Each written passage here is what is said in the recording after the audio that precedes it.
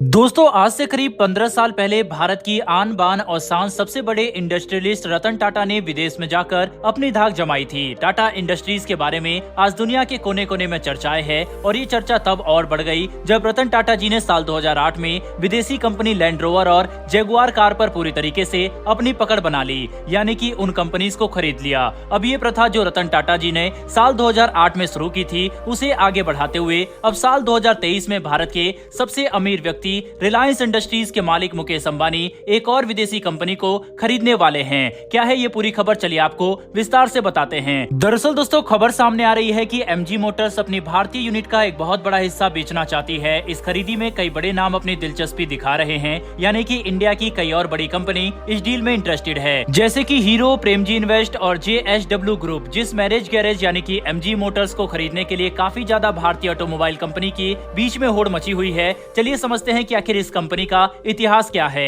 MG Motors British का एक iconic brand है जिसे 1920 में शुरू किया गया था।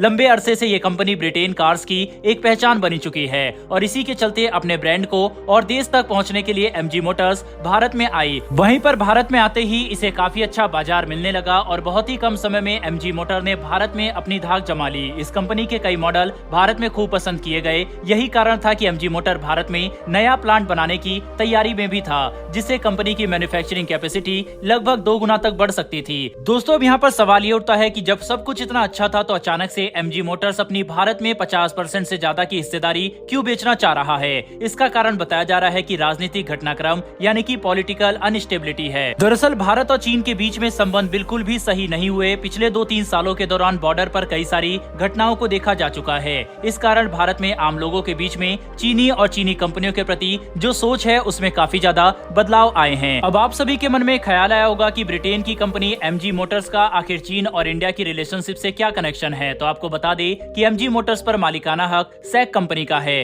इसका पूरा नाम संघाई ऑटोमोटिव इंडस्ट्री कॉर्पोरेशन है, जिसका हेडक्वार्टर संघाई चीन में है। आप नाम से ही समझ गए होंगे कि आखिर एमजी मोटर्स को इंडिया में अपनी 50% की इतनी बड़ी हिस्सेदारी अचानक से क्यों बेचनी पड़ रही है। कुछ वक्त पहले खबर आई थी कि भारत में इस हिस्सेदारी को बेचने के लिए जिंदल ग्रुप के मालिक से बात की गई है, लेकिन हाल ही में आ रही अपडेट की माने तो इस डील पर मुकेश अंबानी ने बड़ी छलांग मारकर इस हिस्सेदारी को अपने नाम करवाने की कोशिश की है। ऐसे में अब ये हिस्सेदारी उन्हें मिलती है या फिर उनके हाथ से निकल जाती है, ये देखना तो काफी दिलचस्प होगा। एमजी मोटर्स की योजना है कि इस साल के अंत तक इस डील को पूरा कर लिया जाए। वहीं पर इसमें से जो भी फंड मिलेगा कंपनी उसका इस्तेमाल अपनी कंपनियों को बाकी देशों में विस्तार करने के लिए प्रयोग करेगी। फिलहाल अभी तक तो कुछ भी फाइनल नहीं हुआ कि एमजी मोटर के ये शेयर कौन सी कंपनी खरीदती है। देखते हैं कि आगे चलकर इसका क्या नतीजा निकलता है। बहरहाल दोस्तों बढ़ते हैं हमारी आज की दूसरी बड़ी खबर की तरफ, जो कि डिफेंस सेक्टर से निकलकर सामने आ रही है और ये खबर डीआरडीओ की तरफ से आई है। दरअसल भारत की मिसाइल अग्नि-P यानी कि अग्नि प्राइम का परीक्षण जो इस महीने के 18 और 19 तारीख को होना था वह अब पोस्टपोन हो चुका है। जी हाँ दोस्तों, बिल्कुल सही सुना आपने, अग्नि प्राइम मिसाइल के लॉन्च को रिस्केड्यूल कर दिया गया है और खबर सामने आई है